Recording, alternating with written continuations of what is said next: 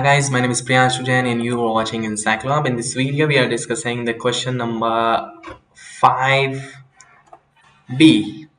For starting this, I want to share something. We are providing all type of answers of these questions in the PDF and the handwritten form.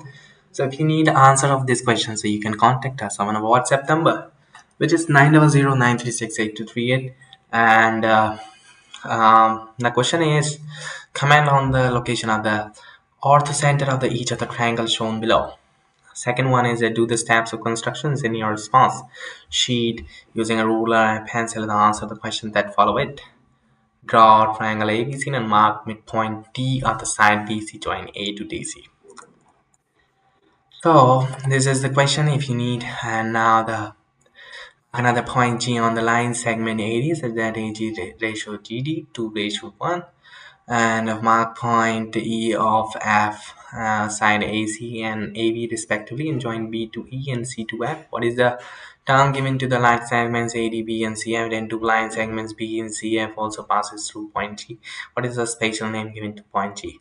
So all the if you need answer of these questions, you can contact us on our WhatsApp number, which is 900 936 8238. Thank you so much for watching.